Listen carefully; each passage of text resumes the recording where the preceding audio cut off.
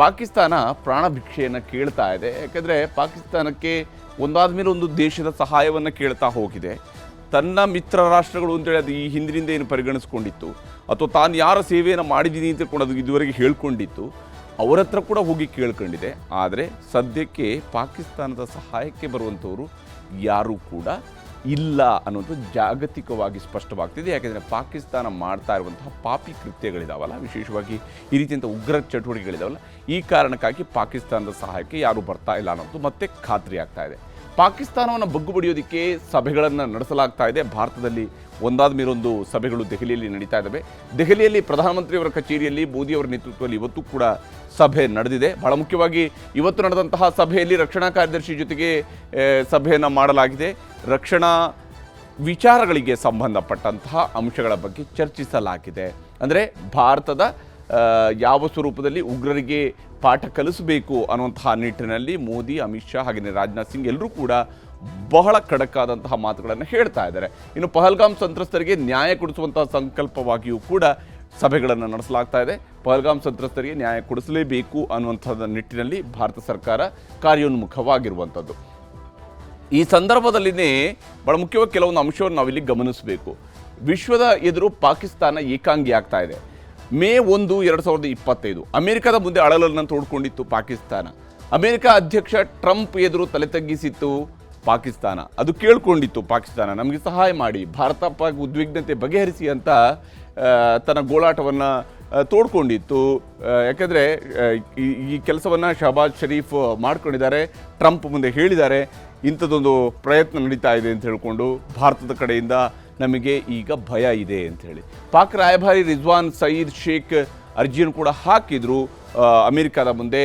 ಮೋದಿಗೆ ಬುದ್ಧಿ ಹೇಳೋದಕ್ಕೆ ಟ್ರಂಪ್ ಎದುರು ಕೈಕಟ್ಟಿ ಮನವಿಯನ್ನು ಕೂಡ ಮಾಡಿಕೊಂಡಿತ್ತು ಪಾಕಿಸ್ತಾನ. ಆದರೆ ಟ್ರಂಪ್ ಸರ್ಕಾರ ಈ ವಿಚಾರದಲ್ಲಿ ಪಾಕಿಸ್ತಾನಕ್ಕೆ ಛೀಮಾರಿ ಹಾಕಿದೆ. ಭಾರತ ಪರ ನಿಲ್ತೀವಿ ಮತ್ತು ಈ ವಿಚಾರದಲ್ಲಿ ಉಗ್ರಗಾಮಿ ಚಟುವಟಿಕೆಗಳ ವಿರುದ್ಧ ನಮ್ಮ ಸಮರ ಇರುತ್ತೆ ಅನ್ನುವಂಥದ್ದನ್ನು ಪಾಕಿಸ್ತಾನಕ್ಕೆ ಅತ್ಯಂತ ಸ್ಪಷ್ಟ ಮಾತುಗಳಲ್ಲಿ ಹೇಳಿತ್ತು.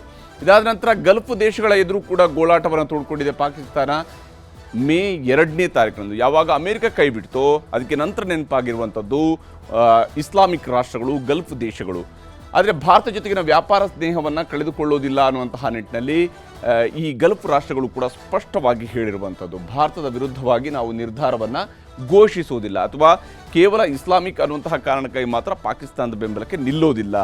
ಎಲ್ಲಿದ್ದರೂ ಕೂಡ ಉಗ್ರವಾದ ಒಳ್ಳೆಯದಲ್ಲ ಅಂತ ಹೇಳಿ ಮೋದಿ ಸರ್ಕಾರದ ಹತ್ತಿರ ನೀವೇ ಮಾತುಕತೆಯನ್ನು ನಡೆಸಿ ಅಂತೇಳಿ ಪಾಕಿಸ್ತಾನವನ್ನು ಹೇಳಿ ಕಳಿಸಿದ್ದಾರೆ. ಸೌದಿ, ಕತಾರ್, ಅರಬ್ ಜೊತೆಗಿನ ಟರ್ಕಿಯೂ ಕೂಡ ಸೈಲೆಂಟ್ ಆಗಿದೆ. ಆದರೆ ಟರ್ಕಿ ಒಂದಿಷ್ಟು ಸ್ವರೂಪದಲ್ಲಿ ಪಾಕಿಸ್ತಾನದ ಬೆಂಬಲಕ್ಕೆ ನಿಂತಂತೆ ಭಾಸವಾಗ್ತಾ ಇದೆ. ಆ ಪ್ರಯತ್ನ ಟರ್ಕಿಯಿಂದ ನಡೀತಾ ಇದೆ. ಯಾಕಂದರೆ ಟರ್ಕಿ ಅಧ್ಯಕ್ಷ ಈ ರೀತಿಯಂಥ ನಿಲುವುಗಳನ್ನು ಹೊಂದಿರುವಂಥದ್ದು. ಇನ್ನು ರಷ್ಯಾ ಎದುರು ಮೇ 4ರಂದು ರಷ್ಯಾದ ಎದುರು ಕೂಡ ರೋದನೆಯನ್ನು ತೋಡ್ಕೊಂಡಿದೆ ಪಾಕಿಸ್ತಾನ. ನಮಗೆ ಸಹಾಯ ಮಾಡಿ ಅಂತೇಳಿ 1966 ತಾಷ್ಕೆಂಟ್ ಮಾತುಕತೆಯ ರೀತಿಯಲ್ಲಿ ಪಾಕಿಸ್ತಾನಕ್ಕೆ ನೆರವಾಗಬೇಕು ಅನ್ನುವಂತಹ ವಿನಂತಿಯನ್ನು ಪಾಕಿಸ್ತಾನ ಮಾಡಿಕೊಂಡಿದೆ ರಷ್ಯಾದ ಮುಂದೆ. ರಷ್ಯಾ ಅಧ್ಯಕ್ಷ ವ್ಲಾದಿಮಿರ್ ಪುಟಿನ್ಗೆ ಪಾಕ್ ಇಂಥದ್ದೊಂದು ಅರ್ಜಿಯನ್ನು ಕಳಿಸಿದೆ, ನಮ್ಮ ಸಹಾಯಕ್ಕೆ ಬನ್ನಿ, ಭಾರತಕ್ಕೆ ಸ್ವಂತ ನಿರ್ಧಾರ ತೆಗೆದುಕೊಳ್ಳುವಂತಹ ಶಕ್ತಿ ಇದೆ ಅನ್ನುವಂತಹ ಮಾತುಗಳನ್ನು ಸ್ಪಷ್ಟವಾಗಿ ರಷ್ಯಾ ಕೂಡ ತಿಳಿಸಿದೆ. ಐ ಆಮ್ ವಿತ್ ಮೋದಿ ಅಂತ ಹೇಳಿ ರಷ್ಯಾ ದೇಶ ಕೂಡ ವಾಪಸ್ ಕಳಿಸಿದೆ. ಪಾಕಿಸ್ತಾನದ ಇಂತಹ ಬೇಡಿಕೆಗಳಿಗೆ ಅವರು ಸೊಪ್ಪು ಹಾಕುವಂಥ ಕೆಲಸವನ್ನು ಮಾಡಿಲ್ಲ ಅಂತ ಹೇಳಿ. ಹೀಗೆ ಒಂದಾದ ಮೇಲೊಂದು ರಾಷ್ಟ್ರದ ಮುಂದೆ ಕೈಕಟ್ಟಿ ತನ್ನ ಗೋಳಾಟವನ್ನು ಹೇಳ್ಕೊಂಡಿರ್ತಕ್ಕಂತಹ ಪಾಕಿಸ್ತಾನ ಸದ್ಯಕ್ಕೆ ಜಾಗತಿಕ ಮಟ್ಟದಲ್ಲಿ ಏಕಾಂಗಿಯಾಗಿದೆ. ಇನ್ನು ಇವತ್ತು ಅಂದರೆ ಮೇ 5ನೇ ತಾರೀಕಿನಂದು ಮೋದಿ ಮತ್ತು ಪುಟಿನ್ ನಡುವೆ ಮಾತುಕತೆ ಕೂಡ ನಡೆದಿದೆ. 26 ಜನ ಅಮಾಯಕರನ್ನು ಕೊಂದಿದ್ದನ್ನು ಯಾರೂ ಕೂಡ ಸಹಿಸೋದಿಲ್ಲ ಅಂಥೇಳಿ ವ್ಲಾದಿಮಿರ್ ಪುಟಿನ್ ಮೋದಿಯವರಿಗೆ ಕರೆ ಮಾಡಿ ಮಾತನಾಡಿದ್ದಾರೆ. ಅಪರಾಧಿಗಳನ್ನು ಶಿಕ್ಷಿಸಿ ಮೃತರ ಕುಟುಂಬಕ್ಕೆ ನ್ಯಾಯವನ್ನು ಕೊಡಿಸುವಂತಹ ಕೆಲಸವನ್ನು ಮಾಡಿ, ಯಾರು ಅಪರಾಧಿಗಳಿದ್ರು ಕೂಡ ಅವ್ರನ್ನ ಶಿಕ್ಷೆಗೆ ಒಳಪಡಿಸಬೇಕು. ಉಗ್ರರು ಮತ್ತು ಉಗ್ರರನ್ನು ಬೆಳೆಸುವಂಥವರು ವಿಶ್ವಕ್ಕೆ ಅಪಾಯಕಾರಿ ಅನ್ನುವಂತಹ ಮಾತುಗಳನ್ನು ಸ್ಪಷ್ಟವಾಗಿ ರಷ್ಯಾ ಭಾರತಕ್ಕೆ ಕಮ್ಯುನಿಕೇಟ್ ಮಾಡಿದೆ. ಉಗ್ರರ ವಿರುದ್ಧದ ನಿಮ್ಮ ಹೋರಾಟಕ್ಕೆ ಸದಾ ಜೊತೆಯಲ್ಲಿ ನಿಲ್ತೀವಿ ಅಂದರೆ ಟೆರರಿಸಂ ವಿರುದ್ಧ ಎಲ್ಲ ದೇಶಗಳು ಕೂಡ ಇವತ್ತು ಒಕ್ಕೊರಲಿನಿಂದ ಮಾತನಾಡ್ತಾ ಇದ್ದಾವೆ. ಇದರಲ್ಲಿ ಯಾವುದೇ ರೀತಿಯಿಂದ ಭಿನ್ನಾಭಿಪ್ರಾಯ ಯಾವ ರಾಷ್ಟ್ರಗಳ ನಡುವೆಯೂ ಕೂಡ ಇಲ್ಲ. ಭಾರತದಲ್ಲಿ ನಡೀತಾ ಇರುವಂತಹ ಇಂತಹ ಕೃತ್ಯಗಳು ಇದು ಉಗ್ರಗಾಮಿ ಕೃತ್ಯಗಳು ಅನ್ನುವಂಥದ್ದನ್ನು ಜಗತ್ತು ಪರಿಗಣಿಸಿದೆ ಮತ್ತು ಅದನ್ನು ಜಗತ್ತು ಒಪ್ಪಿಕೊಂಡಿದೆ ಇವಾಗ. ಹೀಗಾಗಿ ಪ್ರಧಾನಿ ಮೋದಿಗೆ ಫೋನ್ ಮೂಲಕ ಪುಟಿನ್ ಬೆಂಬಲವನ್ನು ಸೂಚಿಸಿದ್ದಾರೆ. ನೀವು ಈ ಕ್ರಮಗಳನ್ನು ಕೈಗೊಳ್ಳಿ. ಯಾರು ಉಗ್ರರು ಇಂತಹ ಕೃತ್ಯ ಎಸಗಿದಾರೋ ಅಂಥ ಉಗ್ರರನ್ನು ಶಿಕ್ಷೆಗೆ ಗುರಿಪಡಿಸಿ ಅಂತ ಹೇಳಿದೆ. ಯಾಕೆಂದರೆ ಭಾರತಕ್ಕೆ ಗೊತ್ತಿದೆ ಆ ಉಗ್ರರ ತವರು ಮನೆ ಎಲ್ಲಿದೆ ಅಂತ ಹೇಳಿ. ಇನ್ನು ಗ್ರೀಸ್ನಲ್ಲಿ ನಡೆದಂತಹ ವಿಶ್ವಸಂಸ್ಥೆಯ ಭದ್ರತಾ ಮಂಡಳಿ ಸಭೆಯಲ್ಲೂ ಕೂಡ ಪಾಕಿಸ್ತಾನಕ್ಕೆ ಮುಖಭಂಗ ಆಗಿದೆ. ಪಾಕಿಸ್ತಾನ ಈ ವಿಶ್ವಸಂಸ್ಥೆಯ ಭದ್ರತಾ ಮಂಡಳಿಯ ಮುಂದೆಯೂ ಕೂಡ ಅವಲತ್ತುಕೊಂಡಿತ್ತು. ಭಾರತದ ಯುದ್ಧೋನ್ಮಾದಕ್ಕೆ ಕಡಿವಾಣವನ್ನು ಹಾಕಿ ಅಂತೇಳಿ ಪಾಕಿಸ್ತಾನ ಮನವಿ ಮಾಡ್ಕೊಂಡಿತ್ತು.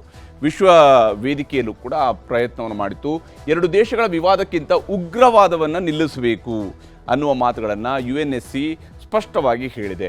ಭಾರತದ್ದು ಶಾಂತಿಯುತ ಕಾನೂನಾತ್ಮಕ ನಿರ್ಧಾರಗಳು, ಭಾರತ ತೆಗೆದುಕೊಳ್ಳುವಂತಹ ನಿರ್ಧಾರಗಳು ಶಾಂತಿಯುತ ಮತ್ತು ಕಾನೂನಾತ್ಮಕವಾಗಿ ಇರ್ತವೆ.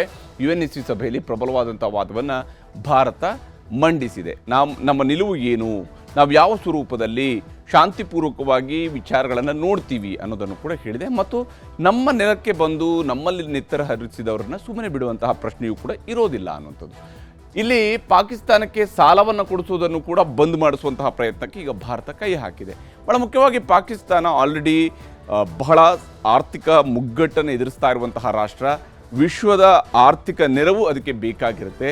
ಅದರ ವ್ಯಾಪಾರ ವಹಿವಾಟುಗಳು ಕೂಡ ಅತ್ಯಂತ ಕೆಳಮಟ್ಟಕ್ಕೆ ಕುಸಿದು ಹೋಗಿದ್ದಾವೆ. ಕಾರಣ ಉಗ್ರವಾದವನ್ನು ಅದು ಪೋಷಿಸ್ತಾ ಬಂದಿರುವಂಥದ್ದು. ದಿವಾಳಿ ದೇಶಗಳಿಗೆ ಈಗ ಸಾಲಕ್ಕೆ ಮಿತಿ ಹೇರಬೇಕು ಅನ್ನುವಂತಹ ವಾದವನ್ನು ಈಗ ಭಾರತ ಮುಂದಿಡ್ತಾ ಇದೆ. ಯಾವ ರಾಷ್ಟ್ರಗಳು ದಿವಾಳಿ ಆಗ್ತಿದ್ದಾವೋ ಅವ್ರಿಗೆ ಸಾಲವನ್ನು ಕೊಡಬಾರ್ದು, ವರ್ಲ್ಡ್ ಬ್ಯಾಂಕ್ಗಳಿಂದ ಕೂಡ ಸಾಲವನ್ನು ಕೊಡಬಾರ್ದು, ಅದಕ್ಕೂ ಕೂಡ ಒಂದು ಮಿತಿಯನ್ನು ಹಾಕಬೇಕು. ಇಲ್ಲದೆ ಹೋದರೆ ಅವರಿಗೆ ಕೊಡುವಂತಹ ಹಣವನ್ನು ಅವರು ಅನ್ಯ ಕಾರಣಗಳಿಗಾಗಿ ಬಳಸ್ಕೊಳ್ತಾ ಇದ್ದಾರೆ ಅಂತೇಳಿ ಉಗ್ರರನ್ನು ಪೋಷಿಸುವವರಿಗೆ ಸಾಲವನ್ನು ಕೊಡಬಾರ್ದು ಅನ್ನುವಂತಹ ಪ್ರತಿಪಾದನೆಯನ್ನು ಭಾರತ ಅತ್ಯಂತ ಪ್ರಬಲವಾಗಿ ಮಂಡಿಸಿದೆ. ಈಗಾಗಲೇ ಪಾಕಿಸ್ತಾನ ಸಾಬೀತು ಮಾಡ್ಕೊಳ್ತಾ ಇರುವಂಥದ್ದು ಮತ್ತು ಪಾಕಿಸ್ತಾನದ ನಾಯಕರುಗಳು ಒಪ್ಪಿಕೊಂಡಿರುವಂಥದ್ದು. ಬಿಲಾವಲ್ ಭುಟ್ಟೋ ಹೇಳಿರುವಂಥ ಮಾತು, ನಮಗೆ ಒಂದು ಪಾಸ್ಟ್ ಇದೆ, ನಮಗೊಂದು ಭೂತ ಕಾಲ ಇದೆ, ಆ ಸಂದರ್ಭದಲ್ಲಿ ನಾವು ಈ ರೀತಿಯಂಥ ತಪ್ಪುಗಳನ್ನು ಮಾಡಿದ್ದೀವಿ ಅಂತ ಹೇಳಿದ್ದಾರೆ. ವರ್ತಮಾನದಲ್ಲಿ ಅವರು ಒಪ್ಪಿಕೊಳ್ಳದೇ ಇದ್ರೂ ಕೂಡ ತಾವು ಮಾಡಿರುವಂಥ ತಪ್ಪನ್ನು ಒಪ್ಪಿಕೊಂಡಿದ್ದಾರೆ.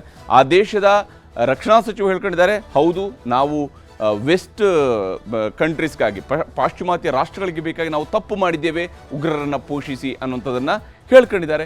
ಪಾಕಿಸ್ತಾನಕ್ಕೆ ಹಣಕಾಸಿನ ನೆರವನ್ನು ಕಡಿತಗೊಳಿಸಬೇಕು ಅನ್ನುವಂತಹ ನಿಟ್ಟಲ್ಲಿ ಭಾರತ ಅತ್ಯಂತ ಪ್ರಬಲ ಪ್ರತಿಪಾದನೆಯನ್ನು ವರ್ಲ್ಡ್ ಬ್ಯಾಂಕ್ ಮುಂದೆಯೂ ಕೂಡ ಮಾಡಿರುವುದು, ಏಷ್ಯಾ ಡೆವಲಪ್ಮೆಂಟ್ ಬ್ಯಾಂಕ್ ಮುಂದೆಯೂ ಕೂಡ ಮಾಡಿದೆ. ಪಾಕಿಸ್ತಾನಕ್ಕೆ ಹಣಕಾಸಿನ ನೆರವನ್ನು ಕಡಿತಗೊಳಿಸಬೇಕು ಅನ್ನೋಂತಹ ಪ್ರತಿಪಾದನೆಯನ್ನು ಮಾಡಿದೆ. ಪಾಕಿಸ್ತಾನವನ್ನು ತಕ್ಷಣವೇ ಕಪ್ಪು ಪಟ್ಟಿಗೆ ಸೇರಿಸಬೇಕು ಅನ್ನೋಂಥದ್ದು ಕೂಡ ಭಾರತದ ವಾದ ಆಗಿದೆ. ಯಾಕೆಂದರೆ ಪಾಕಿಸ್ತಾನ ಈ ಹಂತದಲ್ಲಿ ಮಾಡಿರ್ತಕ್ಕಂತಹ ತಪ್ಪುಗಳನ್ನು ಒಪ್ಪಿಕೊಳ್ಬೇಕು ಮತ್ತು ಉಗ್ರವಾದವನ್ನು ನಾವು ಯಾವುದೇ ಕಾರಣಕ್ಕಾಗಿ ಕೂಡ ಪೋಷಿಸೋದಿಲ್ಲ ಅನ್ನುವಂಥ ನಿಲುವನ್ನು ಅದು ತಾಳಲೇಬೇಕಾಗಿದೆ.